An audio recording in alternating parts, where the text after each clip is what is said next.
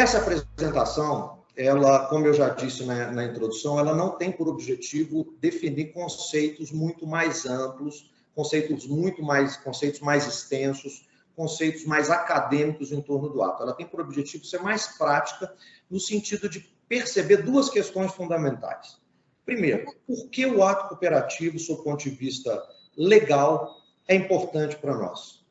Segundo, por que entender essa importância pressupõe também e essencialmente entendermos a amplitude desse ato dentro dos modelos cooperativos existentes. Então, primeiro, o que é o ato cooperativo? Isso é importante. E qual que é o tratamento desse ato cooperativo dado na legislação hoje? O que ele pode mudar com as reformas tributárias, especialmente na PEC 110? E segundo, qual é o tamanho desse ato em cada um dos modelos cooperativistas? Isso é quase que aquela lógica aristotélica que está muito afastada na dogmática moderna, mas que serve para a gente ilustrar. Uma coisa... Oi? Desculpa te interromper. Você está compartilhando a apresentação já? Ótimo. Então, porque na tela aqui, para mim, não está aparecendo. Está preta a tela. Não apareceu? Só a primeira página para mim. Só o primeiro slide. Eu vou entrar nos slides subsequentes agora. Ah, tá bom. Então, eu acho que é aqui o problema. Eu perguntei para a Tânia, ela disse que também não estava vendo. Está preto, olha lá, a Fabiola também. Aqui tá normal, tá avançando aqui. Aqui também tá normal. Aqui tá normal também. Eu tô achando que é aqui interno. Eu vou falar com o Ivan aqui. Tá bom, eu acho que é o nosso sinal aqui que tá ruim. Eu vou só... Você quer que eu saia e compartilhe novamente, Ana? Não, tá me parecendo que... Ah lá, recarregue para exibir a apresentação. Apareceu um item aqui para mim. Vamos ver. Pode seguir, Muzi, pode seguir.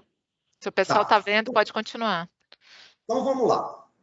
Então, de uma maneira geral, o nosso objetivo, então, vai ser externar para todos aqui o que é o ato, né, dentro daquela lógica de que qual que é o efeito jurídico que a legislação brasileira pretende para o ato como elemento fundante da cooperação, e qual que seria uma ideia de tamanho do ato em cada um dos modelos cooperativos existentes, para depois se fazer um contraponto, um paralelo do porquê a essencialidade desses conceitos legais para fins da reforma tributária.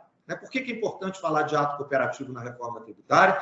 Por que é importante incluir o debate sobre ato cooperativo na reforma tributária? Bom, então, como dito, já com um alerta preliminar de que o objetivo nosso não é uma análise jurídica profunda nem extensa sobre conceitos dogmáticos ou acadêmicos de ato cooperativo, mas simplesmente um nivelamento conceitual, a gente pode entender que o ato cooperativo, como só ocorrer, é um ato que existe essencialmente em virtude da natureza jurídica especial desse tipo societário. Sabemos todos nós os princípios que regem o cooperativismo, e eu não pretendo agora repassar ou avançar nesses princípios de uma maneira geral, mas o elemento mais fundante, o elemento mais fundamental para desenho do ato cooperativo é entender que somos entidades sem fins lucrativos, geridas democraticamente e que funcionam com o objetivo precípuo de prestar serviço para o cooperado, inserir o cooperado em determinado ambiente econômico, seja adquirindo ou vendendo produtos e serviços, e que é uma forma que eu tenho de catapultar a atividade econômica desse cooperado através de uma entidade que ela é neutra nessa operação. A neutralidade da cooperativa, por óbvio, não significa que ela se aproxima das sociedades comerciais tradicionais que buscam o resultado, e nada contra buscar o resultado.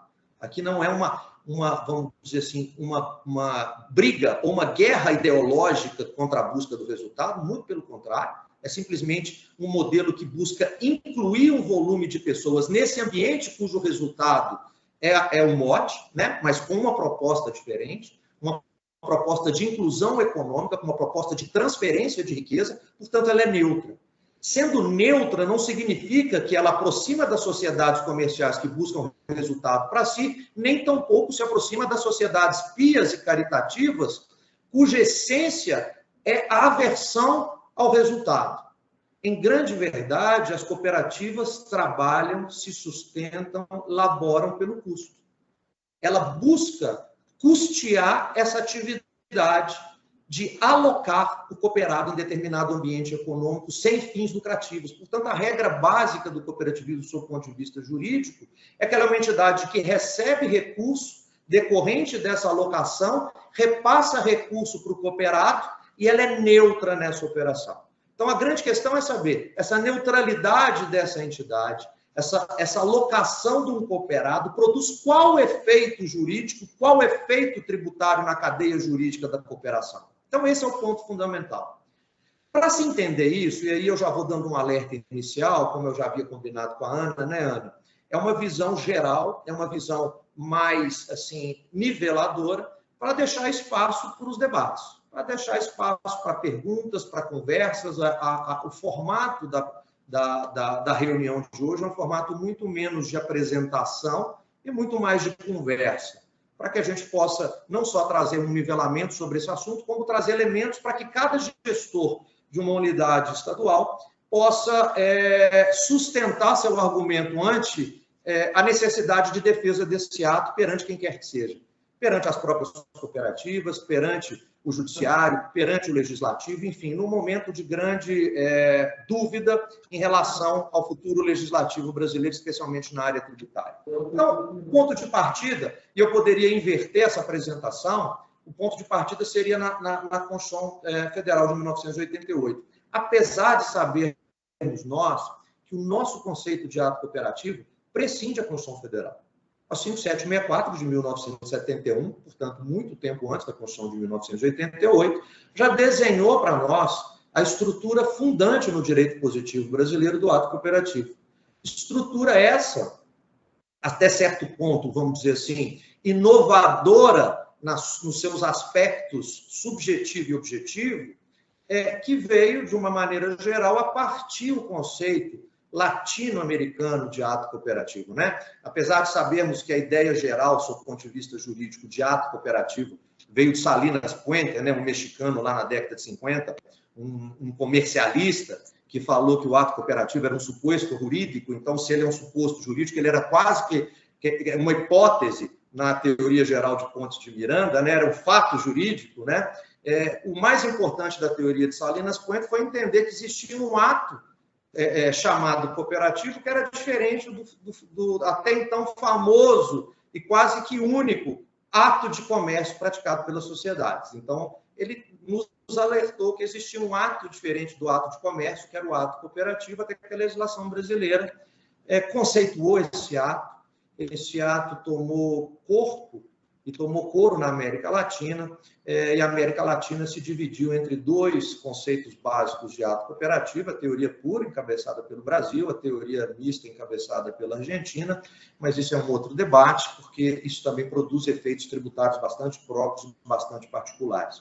Bom, de qualquer forma, nós poderíamos, então, iniciar tranquilamente esse debate sobre a 5764 no artigo 79, que define o ato cooperativo, mas para dar consistência à lógica, eu optei por partir da Constituição Federal, que aí é a ideia da regra matriz fundante do ápice do nosso sistema normativo, que vai nos trazer o que a Constituição quis dizer sobre ato cooperativo e o que a legislação infraconstitucional estabelece em relação a esse conceito. Diz o artigo 146, inciso 3, a linha C, e é muito importante pontuar o 146, inciso 3, a linha C, porque ele, né, Ana, é o artigo que foi objeto da emenda da OCB número 8, proposta pela OCB na PEC 110 e que foi rejeitada. A OCB propunha, através da emenda 8, um redesenho do artigo 146. Mas não, como ela ainda é uma proposta, ainda está em andamento, nós vamos situar nela existente hoje para depois avaliar o que foi proposto e o porquê que seria importante dentro do novo desenho da PEC 110. Diz o artigo 146. Cabe à lei complementar conferir o adequado tratamento tributário ao ato cooperativo praticado pelas sociedades cooperativas. Bom, esse artigo, logo no pós-Constituição de 1988, foi objeto de grandes críticas doutrinárias, imensas críticas doutrinárias. Se pegarmos todas as obras de direito constitucional, ou grande parte delas, né, de direito constitucional e de direito tributário no pós-Constituição de 88, alguns deles, ou grande parte deles, vão imputar a esse artigo 146, inciso 3, a linha C, uma norma, vamos dizer assim, sem sentido, ou uma norma extremamente programática, sem aplicabilidade prática, porque o adequado tratamento tributário deve ser aplicado a todo tipo de contribuinte. O que não se nega, que adequar a regra geral de incidência às particularidades do contribuinte é uma obrigação da legislação tributária, da legislação complementar e da legislação infraconstitucional instituidora das espécies tributárias. Mas aqui nós temos uma particularidade mais especial. Primeiro, rememorando todo o trabalho da Constituinte de 1988, onde se estudou uma imunidade constitucional para o ato cooperativo e se acabou definindo um adequado tratamento tributário, é importante nós decompormos esse artigo para entender a razão de ser de cada uma das suas expressões fundantes. O primeiro ponto é que ele fala em lei complementar. Por que a lei complementar seria o veículo desse adequado tratamento tributário ao ato cooperativo praticado pelas cooperativas? Sabemos nós, e eu já disse isso desde o início, que o nosso federalismo é de 3 níveis.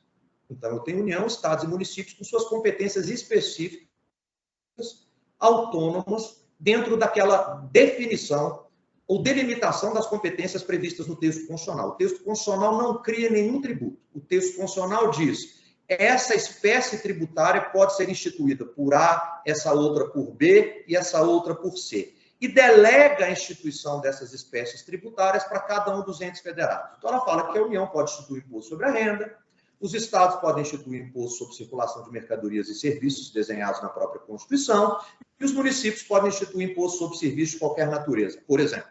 Tá? É claro que existe uma lei complementar que vai estruturar todo esse desenho tributário como forma de impedir a invasão de competência, de forma que cada um desses entes possa elastecer o conceito do que seja renda, do que seja serviço e do que seja mercadoria para invadir a competência do outro. E se assim não fizesse, o grande penalizado seria o próprio contribuinte. Essa é a razão de ser de um artigo específico do Código Tributário Nacional, o artigo 110 do CTN, que desenha um formato de interpretação na análise dos conceitos constitucionais utilizados para fins de delimitação de competência. Então, por que a lei complementar? Essa é a primeira pergunta. Por uma razão muito simples. A lei complementar é o único veículo capaz de objurgar todos os entes federados ao mesmo tempo. Ela não é lei da União, ela não é lei dos estados, ela não é lei dos municípios, ela é lei da nação. Ela é uma lei nacional. Portanto, o único tipo legislativo capaz de obrigar os 3 entes federados seria a lei complementar. Então, a primeira mensagem do 146, que está estruturado no núcleo fundante das limitações constitucionais ao poder de tributar, portanto, garantia do contribuinte, direito essencial do contribuinte, direito fundamental do contribuinte, um artigo constitucional que a gente pode entender, por se tratar de direito fundamental, que carrega em si uma cláusula pétrea, né? Ele fala que uma lei nacional vai ter que conferir um adequado tratamento tributário. Portanto, essa lei nacional só se estrutura na ideia de que o adequado tratamento tributário ao ato cooperativo praticado pelas sociedades cooperativas tem que ser um tratamento uniforme nos 3 entes federados. Não adianta eu ter um adequado tratamento para os tributos da União e não ter para os tributos do Estado. Não adianta eu ter um adequado tratamento para os tributos do Estado e não ter para os tributos do município. E não adianta eu ter um adequado tratamento dos tributos do município e não ter nem da União nem dos Estados. Eu tenho que ter um adequado tratamento uniforme para toda e ou qualquer espécie tributária. Então, por que da lei complementar? Porque o adequado tratamento é uma responsabilidade, é uma necessidade, é imperativo para todos os tributos dos 3 entes federados. Segundo, eu preciso decompor agora o inciso C. E eu posso decompor ele em diversas passagens. Primeiro, está claro pelo caput que vai ser uma lei complementar, portanto, uma lei nacional que vai obrigar os 3 entes federados. Segundo, o que essa lei nacional tem que fazer? Ela tem que dar um adequado tratamento. Qual tratamento? Societário, regulatório? Não, um adequado tratamento tributário. E um adequado tratamento tributário é o quê? À cooperativa? Não, ao ato cooperativo. E terceiro, qual ato cooperativo? Essa é uma das outras grandes críticas que inadvertidamente se fizeram no pós-Constituição de 88. O inciso C fala: a lei complementar tem que conferir um adequado tratamento tributário ao ato cooperativo praticado pelas cooperativas.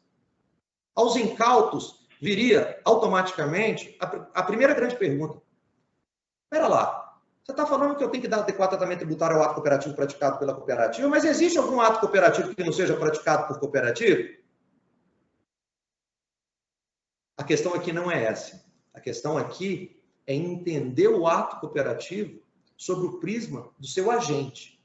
E quem merece esse adequado tratamento? Porque eu tenho o ato cooperativo, sim, não visto pela cooperativa, mas visto pelo cooperado. Então, a ideia do artigo 146, no sentido de, primeiro, exigir um tratamento adequado. Quando eu digo que eu preciso adequar alguma coisa a algo, qual a primeira questão que me surge à mente? A primeira questão que aparece na cabeça do intérprete é que, se eu preciso adequar, significa dizer que aquela situação não está moldada ao padrão. Eu só adequo algo que fuja ao padrão, porque o que é padrão não precisa ser adequado. Então, a primeira mensagem constitucional é: cuidado, legislador. Você precisa entender o que é ato cooperativo, porque você vai ter que adequá-lo à incidência tributária. Ele é diferente. Eu só adequo o que é diferente. Eu não adequo o que é normal, o que é estándar, o que é padrão. Segundo ponto, por que tratamento tributário? Aí é muito simples. Porque se eu não entender o fluxo de riqueza, o fluxo de transferência de riqueza, o fluxo de alocação que a cooperativa faz do cooperado no ambiente econômico, eu posso onerar a cadeia econômica da cooperação de uma maneira tal que eu inviabilizo completamente essa atividade. Basicamente, é como dizia o Chief Justice Marshall, né? The power to tax involves the power to destroy. Ou seja, uma tributação desajustada, ela é capaz de desestruturar toda a cadeia econômica. Ela destrói a cadeia econômica. Entender o ajuste, o equilíbrio, a parcimônia, a equidade na formatação da tributação é algo essencial, especialmente em se tratando de ato cooperativo.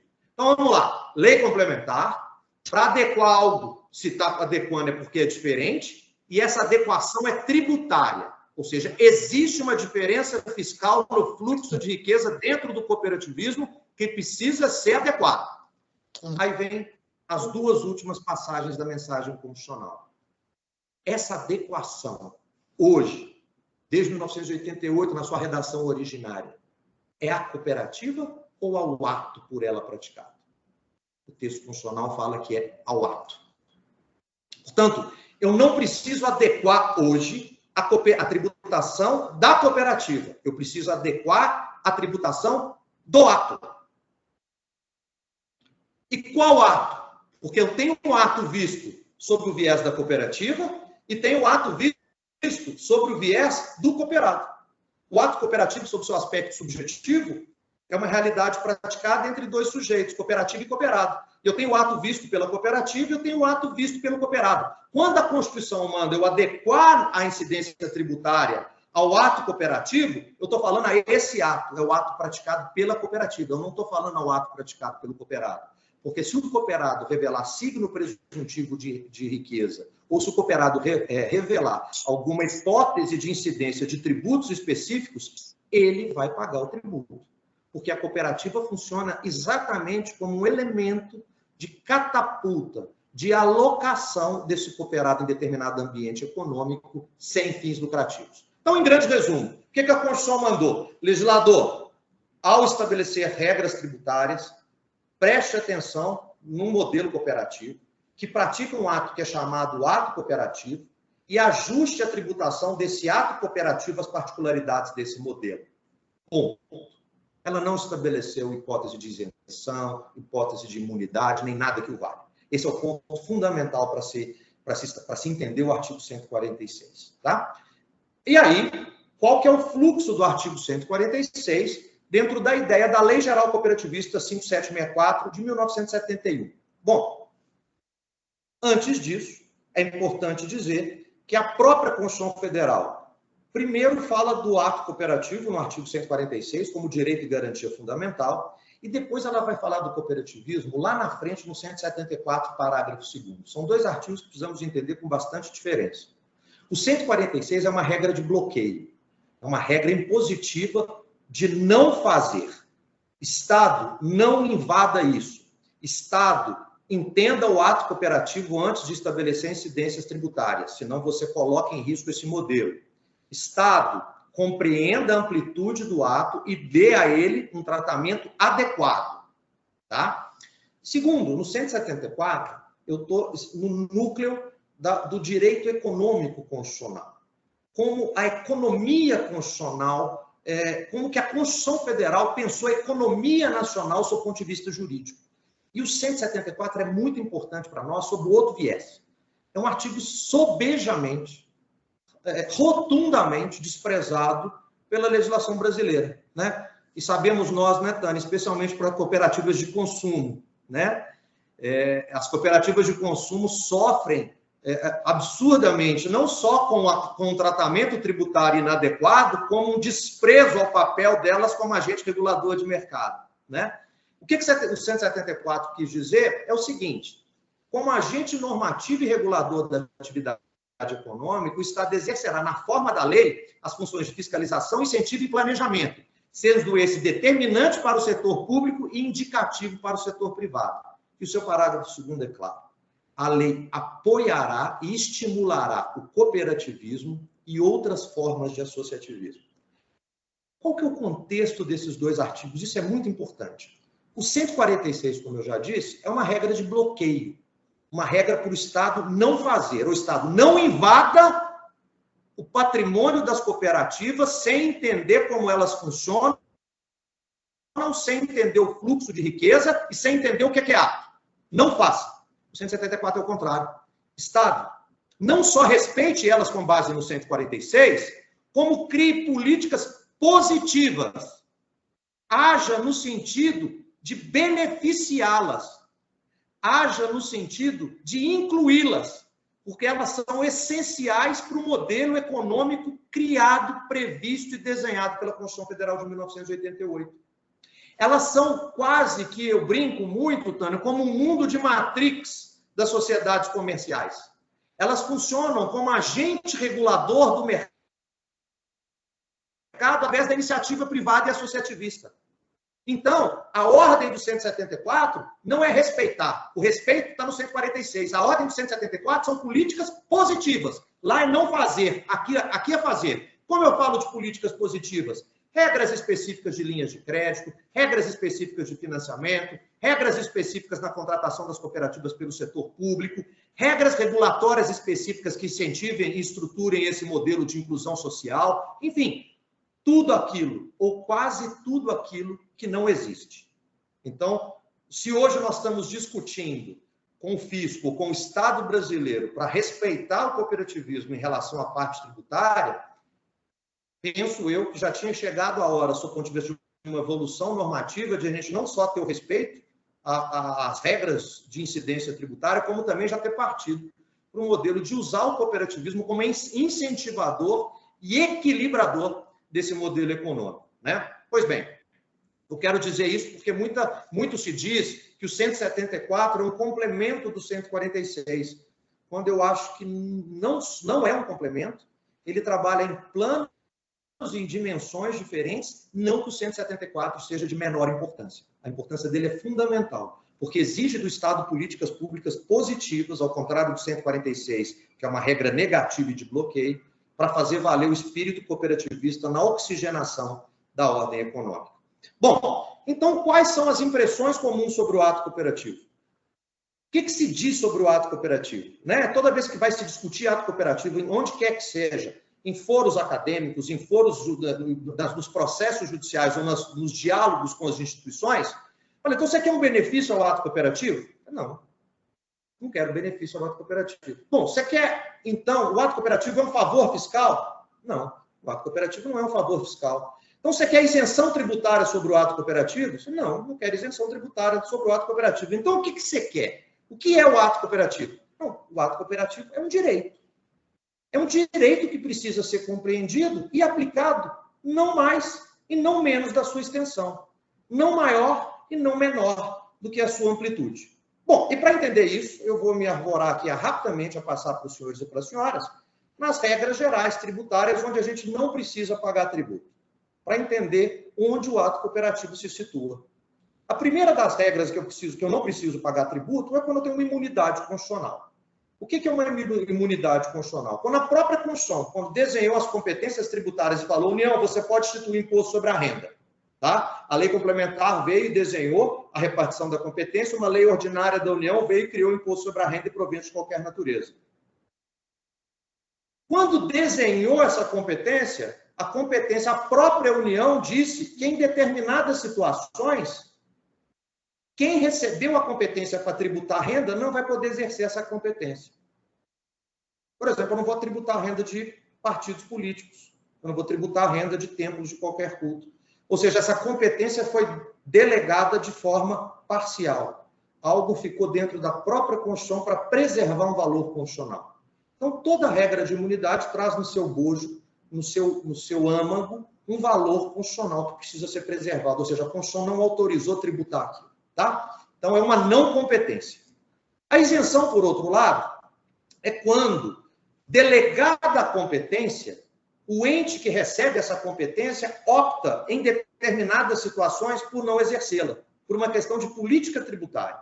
Então, a União recebeu a competência para tributar o imposto sobre a renda, poderia tributar o imposto sobre a renda de todo mundo que obtivesse renda que não estivesse imune, mas ela optou por não tributar a renda decorrente de proventos de um grupo de contribuintes que tem um determinado tipo de moléstia. Ela poderia tributar alguém que tem esse grupo que tem uma moléstia. Mas ela optou por falar, não quero tributar esse pessoal, deixa eles usarem o dinheiro do imposto de renda para poder,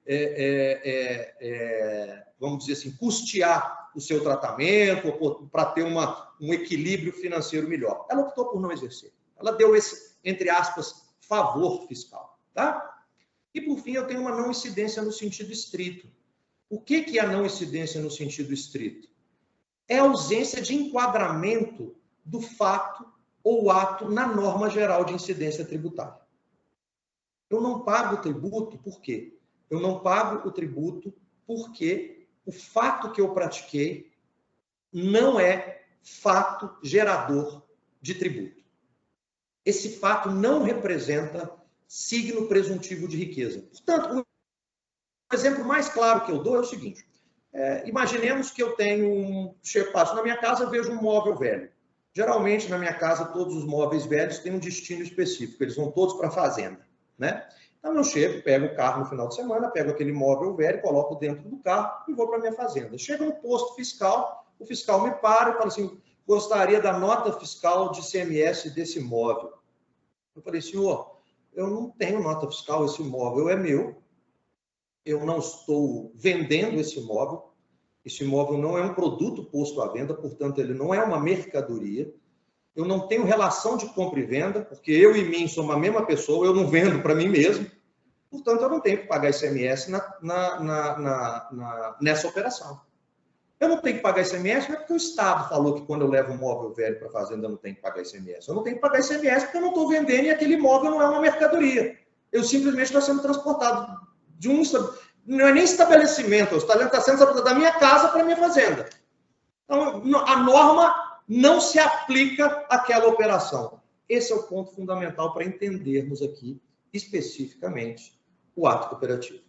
O ato cooperativo se enquadra em quais dessas hipóteses? O ato cooperativo praticado pela cooperativa? Numa imunidade constitucional, numa isenção, num favor fiscal ou numa atipicidade, numa não incidência. E aí fica claro para todos nós que o ato cooperativo simplesmente não é tributado na cooperativa porque a cooperativa não se apropria do ato. O ato cooperativo, para ser ato cooperativo, ele representa uma riqueza que não se fixa na cooperativa. o ato cooperativo, para ser ato cooperativo, é uma riqueza que necessariamente se fixou onde? No cooperado. Portanto, a grande questão não é entender se o ato é ou não tributado. A grande questão é entender onde o ato é tributado. Lembrem, o adequado tratamento tributário é o ato cooperativo praticado pelas cooperativas. Não existe adequado tratamento tributário, é o ato cooperativo praticado pelo cooperado. O cooperado, quando tem incremento patrimonial na sua operação com a cooperativa via ato cooperativo, ele sim vai pagar todos os tributos devidos naquela operação. Portanto, qual seria a lógica tributária na relação das cooperativas com os cooperados? No ato cooperativo, eu tenho simplesmente uma atipicidade na cooperativa. O ato cooperativo não é riqueza da cooperativa, por isso que eu não pago o tributo. Ele é riqueza do cooperado. Ele é tributado no cooperado quando possível, essencialmente nas cooperativas de venda em comum e nas cooperativas de compra e venda em comum. Nós vamos ver isso um pouco à frente. E qual que é a regra geral do ato não cooperativo? Quando eu represento um não cooperado, quando eu aloco no mercado um não cooperado, eu tenho a incidência na cooperativa, isso está lá no artigo 87 da 5764, né? E mais do que isso, a lei é tão rígida, ela é tão rigorosa, que ela não só estabelece a incidência na cooperativa, como ela estabelece o aprisionamento do resultado do ato não cooperativo no FATS, de forma a evitar que o cooperado seja picado pela mosca da intermediação e não da produção. Cooperativa é a entidade que produz bem, produz serviço. Ela, em essência, não intermedia, né? Então, ela intermedia com sentido comercial. Ela simplesmente intermedia o quê? A relação cooperado-mercado. O mercado não é e não pode ser um índice negativo para o ato cooperativo, tá? É isso que nós vamos ver um pouco à frente. Pois bem, então o que é o ato? Sabemos, portanto, que a Constituição Federal manda dar o adequado tratamento ao ato. Sabemos que o ato cooperativo ele não revela signo presuntivo de riqueza na cooperativa e, quando possível, dependendo do modelo cooperativo, no cooperado. Mas o que é esse ato? Como eu desenho esse ato? Como eu estruturo esse ato? Mas, antes disso, é importante dizer, quando eu vier falar do adequado tratamento ao ato, eu tenho que contrapor a estrutura da cooperação com a estrutura dos agentes comerciais, com a estrutura, vamos dizer, dos concorrentes do modelo cooperativo no mercado aberto, né? E aí é que vem as regras gerais de se entender o fluxo econômico nessas cadeias, né? Qual que é a regra geral do sistema comercial? As sociedades comerciais buscam resultado para si próprio, não é? Buscam lucro, nada contra isso.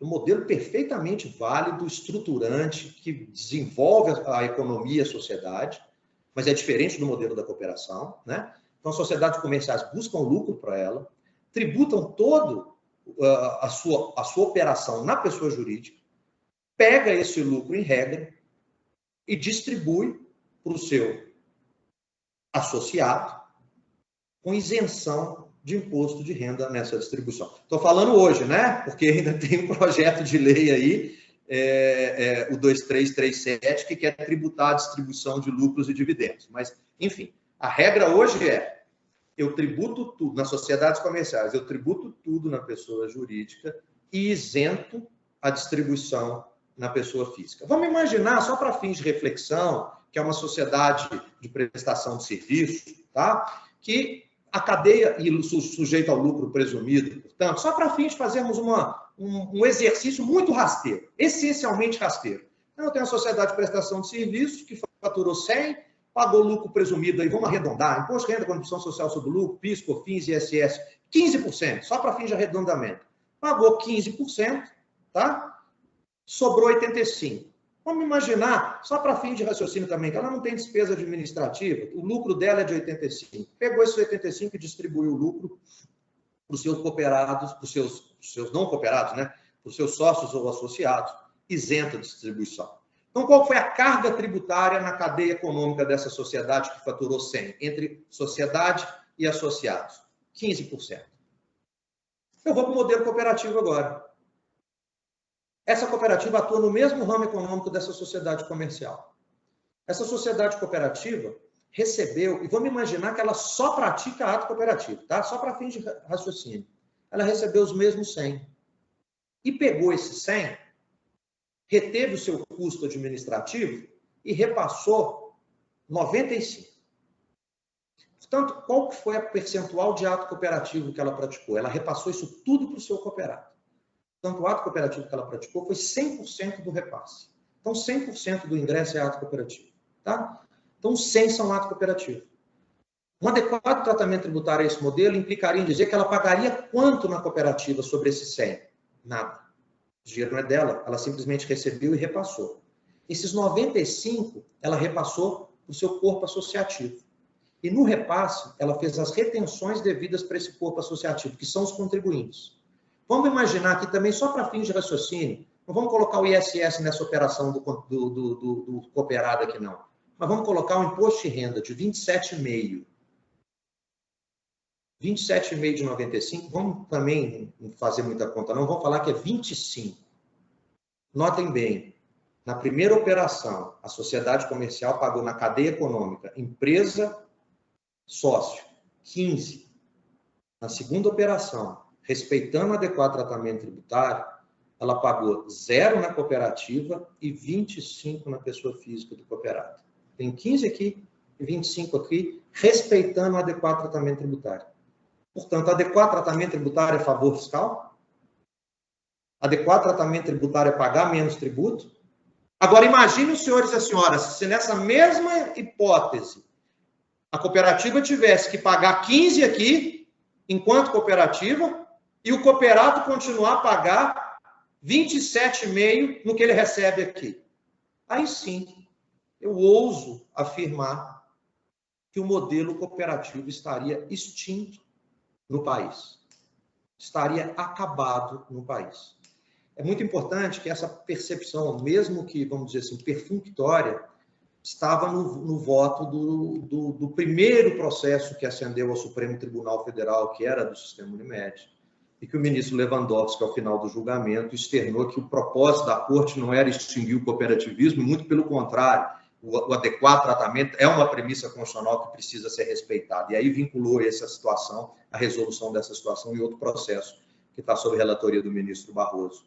Então, adequado tratamento tributário, senhoras e senhores, não é pagar menos tributo. O adequado tratamento tributário é pagar o tributo onde a riqueza se fixa no cooperativismo. E esse adequado pode representar, sim, muitas vezes, uma carga tributária na cadeia econômica superior à carga tributária das sociedades comerciais. Portanto, a gente elimina, mata, expurga aquela hipótese de que adequado tratamento tributário à ato cooperativo é favor fiscal, é benefício fiscal, é isenção. Não tem nada disso. Muito pelo contrário. É um outro ponto absolutamente relevante. Além dele poder representar um pagamento a maior, ele pode sim, e é um elemento claro, objetivo, de oficialização das relações contribuinte-físico.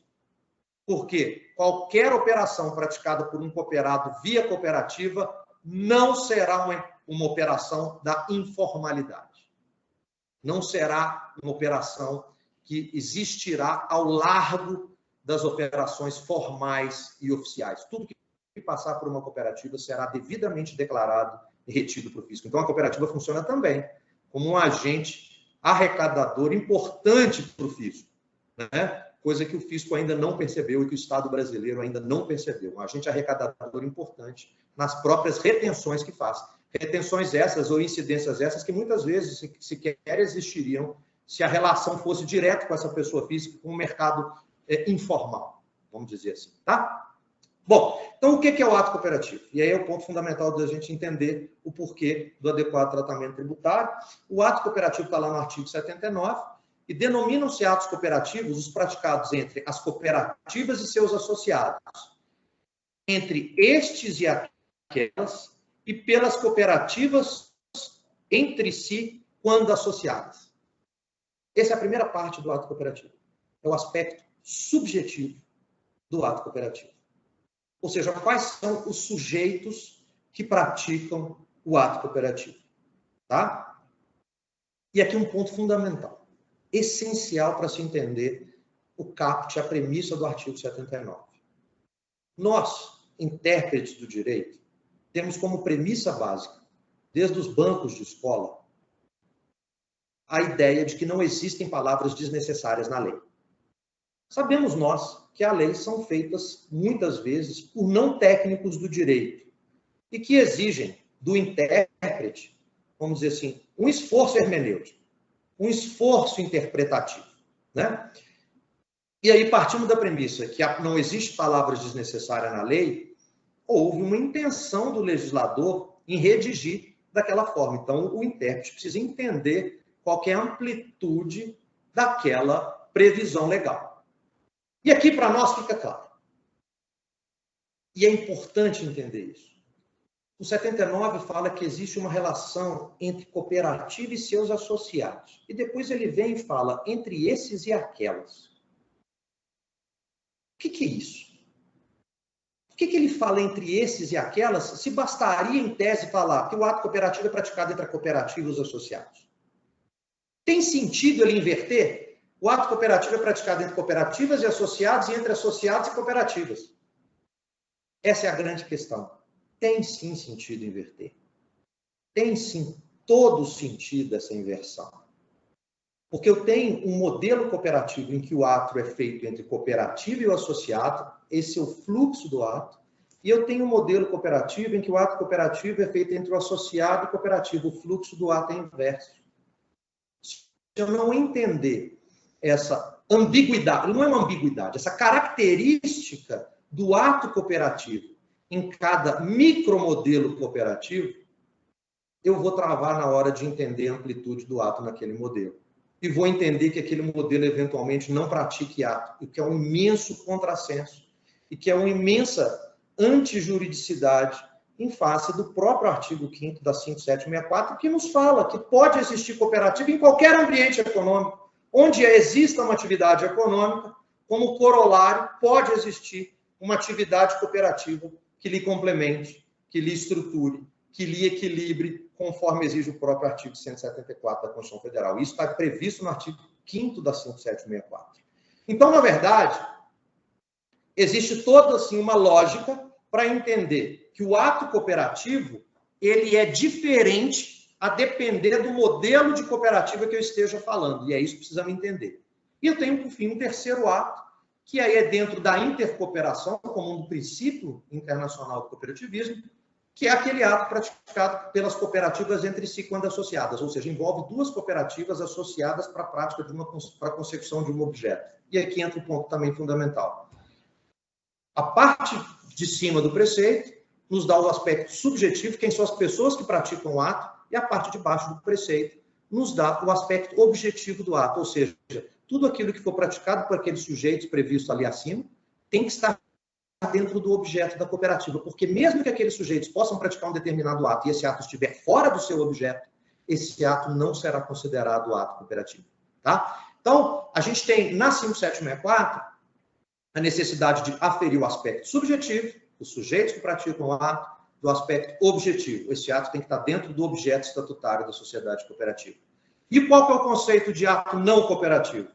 O ato não cooperativo é um conceito por exclusão.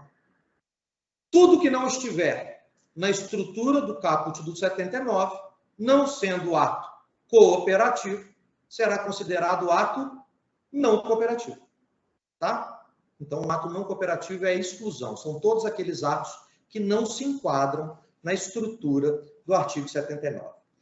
E o parágrafo único é o ápice do artigo 79. No 79, ele define quem e como se pratica o ato, e no parágrafo único ele define o efeito da prática do ato. Qual que é o efeito jurídico da prática do ato? O ato cooperativo não implica operação de mercado, nem contrato de compra e venda de produto ou mercadoria. Ou seja, o ato cooperativo, visto sob o prisma da cooperativa, não representa a riqueza dela. Um exemplo, por exemplo, tá? Se ele não representa um contrato de compra e venda, qual que é o conceito que se usa para o faturamento? O antigo conceito do PIS e da COFINS. Pelo 110 do Código Tributário Nacional, vou buscar o conceito de faturamento no direito privado. O direito privado me fala que o que é o conceito de faturamento? Faturamento é um somatório das faturas. Ah, bom, somatório das faturas. O que é uma fatura? Uma fatura é um documento que espelha um contrato de compra e venda. Isso está no vetusto direito comercial, né? Hoje, direito empresarial. Portanto, se o ato cooperativo não representa contrato de compra e venda, ele não gera fatura. Se não gera fatura, não gera faturamento. O PIS e COFINS tem por hipótese de incidência a faturamento, ele não gera PIS e COFINS. Ponto. Ah, mas agora o PIS e COFINS incide sobre a receita bruta. Ótimo. O que é receita bruta? É toda entrada que o contribuinte recebe qualificada ao seu patrimônio. Entrada que tem por objetivo agregar o seu patrimônio. O ato cooperativo pertence a quem? A cooperativa ou ao cooperado? Ao cooperado. Portanto, ele não é receita bruta. Portanto, não tem que pagar PIS e COFINS. Essa conclusão é até certo ponto tranquila. Essa conclusão é até certo ponto óbvia. E o ponto fundamental hoje é refixar essa conclusão dentro dos projetos de reforma tributária. Mas o nosso problema não é só esse. O nosso problema não é só dizer que o ato cooperativo não é tributado na cooperativa, porque quando for, ele é tributado no cooperado. O nosso problema passa também por desenhar a amplitude, a extensão do ato cooperativo em cada um dos modelos cooperativistas. Esse é o grande desafio do cooperativismo hoje perante o judiciário. Mostrar para o judiciário qual é o tamanho e a densidade do seu ato. Porque a intributabilidade desse ato está até certo ponto fixada. Mas agora, na reforma tributária, o mais relevante voltou a ser refixar a hipótese de intributabilidade no ato na cooperativa e mostrar que não se está a falar de favor, de vantagem, de benefício ou de qualquer coisa que o valha. Está simplesmente dizendo que eu não tributo na cooperativa porque esse dinheiro não lhe pertence, essa riqueza não é dela. E eu transfiro essa incidência, eu transfiro essa tributação onde a riqueza se fixar. Onde o signo presuntivo de riqueza se fixar, que é na pessoa do cooperado. Tá? Bom, aí é isso tudo que eu já disse. Volto a dizer, viu, Tânia? Como eu não sou muito afeto a PowerPoint, fazem PowerPoint para mim, eu já avanço em cima dele. Então, tudo que eu disse já está dito no próximo slide, qual que é o ato cooperativo, a relação dos atos cooperativos, e aqui entra o ponto fundamental para todos nós. Qual que é a lógica tributária das cooperativas? Dentro do desenho do ato cooperativo previsto no caput do artigo 79. É aquela inversão que nós falamos que não é despropositada no caput da lei, porque aquela inversão mostra o vetor do ato cooperativo em cada um dos modelos cooperativistas. É claro que hoje, nessa contemporaneidade, eu poderia discutir, vamos dizer assim, doutrinariamente, cientificamente, um único tipo cooperativo, que é a prestação de serviço para o cooperado. Ponto. Mas, para fins didáticos, nós temos que entender, e para fins jurídicos especialmente, eu tenho que entender que existem três modelos cooperativos. E aqui é diferente de dizer os modelos que existem dentro da estrutura política do cooperativismo, né?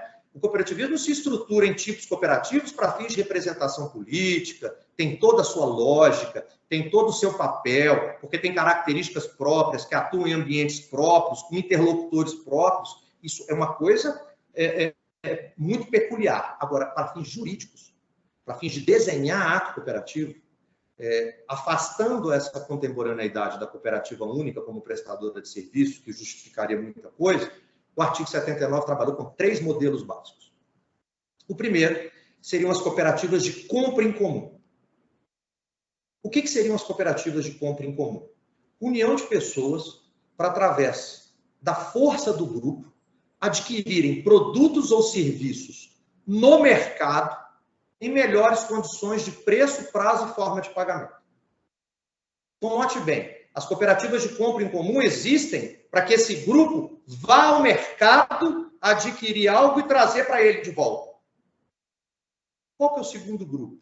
As cooperativas de venda em comum. Qual que é a característica básica desse segundo grupo? União de pessoas para, através da força do grupo, ofertarem no mercado produtos ou serviços em melhores condições de preço, prazo ou forma de pagamento. Note bem, o primeiro grupo tem por objetivo buscar algo no mercado. O segundo grupo tem por objetivo levar algo para o mercado. Tem por objetivo colocar algo no mercado. O ato cooperativo das dois é diferente? É. Ela é totalmente diferente. Se eu tiver que explicar o ato cooperativo de um com um olhar no outro, eu não vou encaixar esse ato cooperativo nunca. E não vou mostrar esse ato cooperativo para as instituições que eu preciso interagir nunca. Posso dar um exemplo? Eu tenho uma cooperativa educacional que está discutindo uma não incidência de PIS e COFINS sobre o ato cooperativo. E essa cooperativa educacional, ela é constituída especificamente de professores. Ela chega no judiciário, distribui uma ação para não pagar PIS e COFINS ao argumento de que esse dinheiro não pertence à cooperativa, ela repassa isso para o cooperado, e o cooperado já paga os impostos devidos lá, paga o imposto de renda dele, 27,5%, oxalá, né?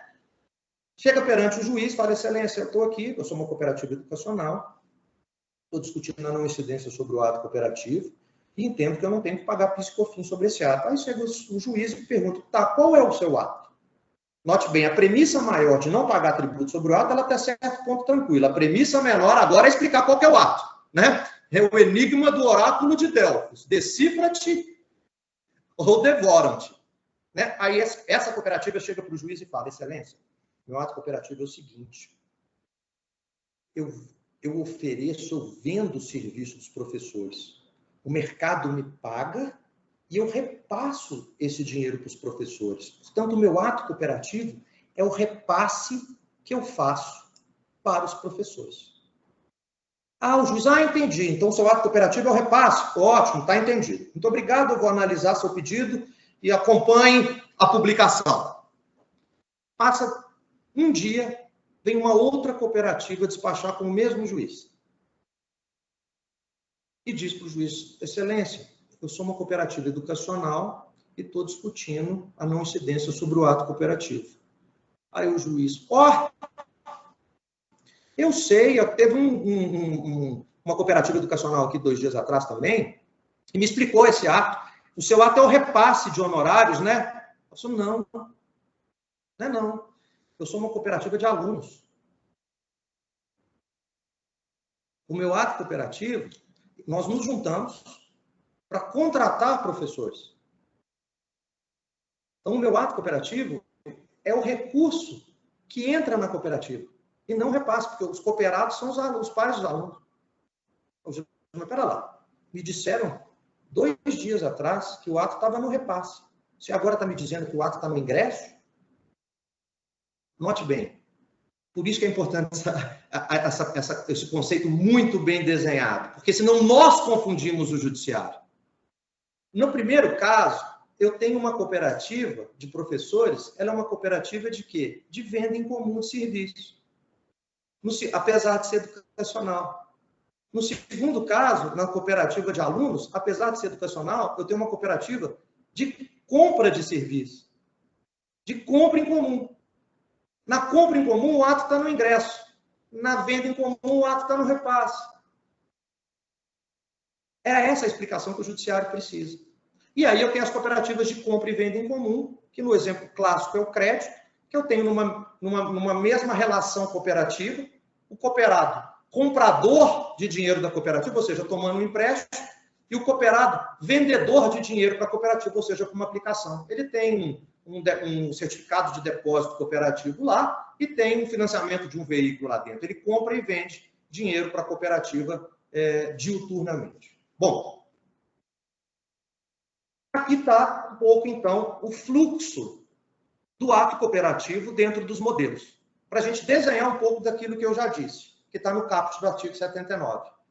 Eu tenho sempre 3 estruturas, e nenhuma dessas estruturas vai matar o ato. Isso é que é importante. Mercado não mata ato, porque ato cooperativo é um ato jurídico complexo, como já ensinou já há muito tempo o professor Dante Craconha. Eu só entendo o ato cooperativo a partir do momento que eu entendo as suas fases e a cadeia do ato cooperativo. Se essas fases se fecham, eu desenho o ato. Se as fases não se fecham, eu tenho não ato. Então, como é que funciona o ato cooperativo nas cooperativas de venda em comum? Exemplo clássico de cooperativa de venda em comum: cooperativa de trabalho, cooperativa de educação de professores, cooperativa agropecuária, né? Bom, o usuário se relaciona com a cooperativa buscando o serviço, por exemplo, uma cooperativa de trabalho, que o cooperado pode prestar. Não é a cooperativa que presta o serviço. Quem presta o serviço é o cooperado. O usuário paga para a cooperativa, que, por sua vez, repassa esse recurso para o cooperado. A cooperativa se relaciona em contratos com o usuário e com o mercado, e o cooperado, na ideia de cooperação, se relaciona com a cooperativa prometendo, quando ele se coopera, atender o usuário que a cooperativa captar para ele. Então, eu tenho uma relação aqui do cooperado aceitando a sua condição societária e aceitando que a cooperativa capte para ele. A cooperativa indo para o mercado, formatando negócios para captação de serviço do cooperado. O mercado pagando a cooperativa. E a cooperativa repassando para o cooperado decorrente do serviço que ele prestou direto no mercado. Fechou o ciclo. Esse é o ato cooperativo das cooperativas de venda em comum. O ato cooperativo da cooperativa de venda em comum está aqui, senhoras e senhores, nesse repasse. Tá? Eu poderia dizer que outros fluxos mais complexos, o fluxo de cooperação fundante, o fluxo de cooperação originária, mas para a gente entender, o fluxo é esse. Qual seria o ato não cooperativo num modelo como esse? Quando essa cooperativa fosse no mercado, captasse serviço nesse mercado, recebesse pelo mercado, e na hora de repassar para um cooperado, um médico, por exemplo, não tivesse médico cooperado disponível para atender, ela pegasse esse dinheiro e tivesse que atender o usuário com um médico não cooperado. Aqui, ela pagou um terceiro, ela repassou para um terceiro, ela praticou, portanto, um ato não cooperativo. Tá? Então, nas cooperativas de venda em comum, repasse a cooperado é o ato cooperativo.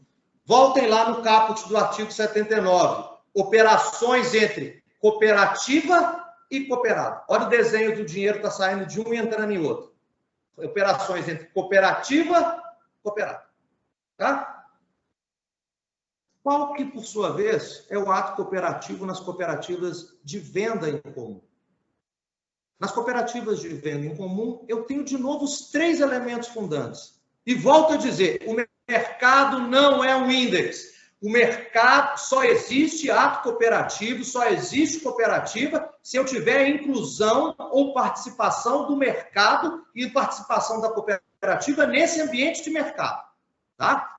Bom, o cooperado se relaciona com a cooperativa dizendo que vai adquirir produtos ou serviços que a cooperativa adquirir aonde? No mercado.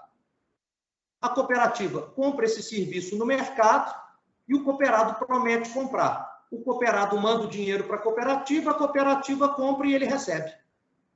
Portanto, qual é o ato cooperativo nesse modelo? Onde está o ato cooperativo nas cooperativas de venda em comum? Cujo exemplo clássico são as cooperativas de consumo, né? Nas cooperativas de venda em comum, o ato cooperativo está aqui, ó, no ingresso do recurso e não no repasse do recurso. Tá? Notem bem, vamos lá no artigo 79 de novo. O ato cooperativo é aquele praticado entre cooperativa e cooperado, cooperado cooperativa. Olha o fluxo da inversão do caput 79 aqui. A relação cooperado e cooperativa. Ou cooperativas entre si. Cooperado, cooperativa das cooperativas de venda em comum. Cooperativa, cooperada das cooperativas de compra em comum. Tá? Bom, é importante que saibamos que nessa realidade, nesse fluxo, aqui eu estava falando das cooperativas de venda em comum, mostrando que nas cooperativas de venda em comum o ato cooperativo está lá no repasse, né? Nas cooperativas, aqui está escrito venda em comum, mas leiam compra em comum, tá? O slide 15 está com o título errado. Na compra em comum, o ato cooperativo está no ingresso, tá? E aí, a grande questão é, como eu verifico esse ato cooperativo numa cooperativa de venda em comum? O dinheiro que entra numa cooperativa, na cooperativa de venda em comum, é ato cooperativo ou é ato não cooperativo? A resposta eu não sei. Eu só vou saber na cooperativa de venda em comum, quando pratico o ato cooperativo, quando eu faço o repasse. Se eu faço repasse para cooperado, ele é ato cooperativo. Se eu faço repasse para não cooperado, ele é ato não cooperativo. Na cooperativa de compra em comum é o contrário. O recurso adveio do cooperado decorrente de uma compra que ele vai fazer por intermédio da cooperativa no mercado. Se veio dele é ato, se não veio dele é não ato. Na compra em comum é muito mais fácil ver, porque o dinheiro está na entrada. Na venda em comum é mais difícil, porque o dinheiro está na saída. Tá? Bom, dito isso, Tânia, dito isso, Ana Paula, o que se interessa para a gente na reforma? Né? Na reforma tem diversas situações, e aí eu acho que vocês vão poder explicar muitíssimo melhor do que eu. Porque eu aprendi na vida que você tem algo mais dinâmico do que a advocacia, é a questão parlamentar. Porque a questão parlamentar, 10 horas é uma coisa, 10h15 é outra, 10h25 voltou para a mesma coisa, e no final do dia é uma terceira coisa totalmente diferente. Então, se me perguntarem hoje como é que estão as peças, Tânia, você que vai poder explicar, você, a Fabíola e a Ana Paula para nós. Eu não tenho a menor noção de como elas estão, né? Já teve aprovado, já teve desaprovado, enfim. Qual que é a posição? Nessa PEC em específica, 110, que é uma proposta do Senado, e aí a gente, pelo que eu percebo de fora, está tendo uma disputa para saber quem vai encabeçar a reforma, né? Tem um projeto no Senado, tem um projeto na Câmara, tem o Executivo atravessando algo que diz que é reforma tributária, que de reforma tributária não tem absolutamente nada, mas enfim.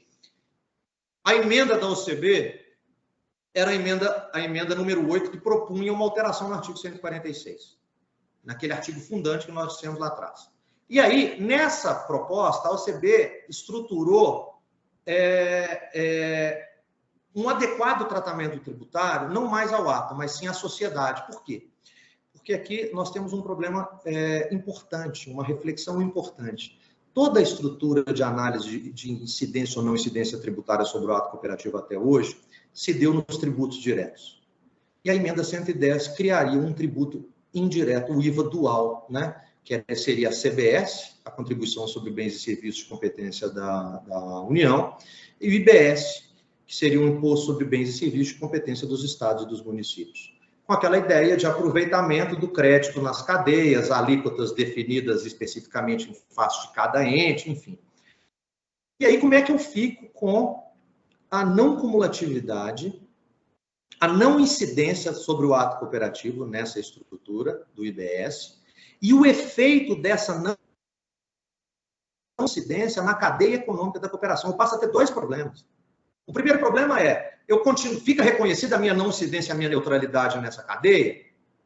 Segundo, se eu tenho não incidência, uma neutralidade na cadeia, qual que vai ser o efeito dessa não incidência nessa neutralidade do adquirente do produto da cooperativa? Porque não adianta a cooperativa simplesmente falar que não vai ter incidência naquela operação que ela catapultar do cooperado ou for capitaneada por ela pelo cooperado no mercado econômico, ou seja, eu estou alocando o cooperado no mercado econômico e tem uma não incidência na cooperativa porque tributa nele. Mas a partir do momento que eu tenho uma não incidência aqui, como é que funciona o crédito de quem está comprando de mim? Então, eu poderia ter uma não incidência que resolveria a priori o meu problema, mas na sequência eu teria um problema maior, que é me alijar do mercado, porque o meu produto ficaria caríssimo a partir do momento em que quem adquirisse de mim o meu produto ou o meu serviço não teria crédito. Né? Esse foi o gravíssimo problema do PL 3887, do Executivo. Gravíssimo, porque ele estabeleceu uma isenção para o ato não cooperativo. Quando o Judiciário já disse inúmeras vezes, desde o ministro Castro Meira, lá no STJ, há mais de 10 anos, de 15 anos, falando que aquela isenção que previa para o PIS e para a COFINS, especialmente para a COFINS, era uma não incidência, uma isenção didática, porque revelava, em regra, uma não incidência.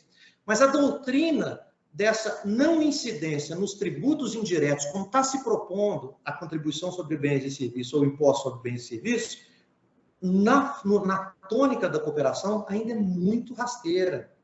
ainda é muito incipiente. Por quê? Porque não existem problemas graves no cooperativismo brasileiro em relação ao ICMS, né? Porque nas operações das cooperativas de crédito, em regra, existem diferimentos. Então, não é um problema, vamos dizer assim, limitador economicamente das cooperativas. Então, a emenda 8, que foi vetada, ela dizia que o adequado tratamento seria as sociedades cooperativas, porque aí agora a coisa passaria mais ampla, porque passaria para a ideia de reconhecer o crédito do adquirente das cooperativas quando ela viesse de uma não incidência tributária, e aí com duas premissas. No tratamento conferido às sociedades, 3 premissas, na verdade, né? No tratamento tributário conferido às sociedades cooperativas, não haveria incidência sobre o ato cooperativo, assegurando que essa tributação não fosse superior à tributação do agente individual no mercado, ou seja, a neutralidade plena, coisa que hoje não existe no 146, né, Ana? No exemplo que nós demos, nós estamos falando de adequar tratamento tributário com uma carga maior. Nessa emenda, não, eu teria que alinhar a carga tributária à sociedade comercial e a manutenção do crédito pelo adquirente, eliminando o segundo ponto de conflito. Bom, basicamente, Tânia, Fabíola, Ana, seriam essas as minhas considerações sobre ato cooperativo, e agora eu estou aqui para aprender com vocês de como anda essa história, pelo menos no dia 22 de outubro, às 11h32. Obrigado pela gentileza do convite, é sempre uma alegria imensa estar com a CB aqui.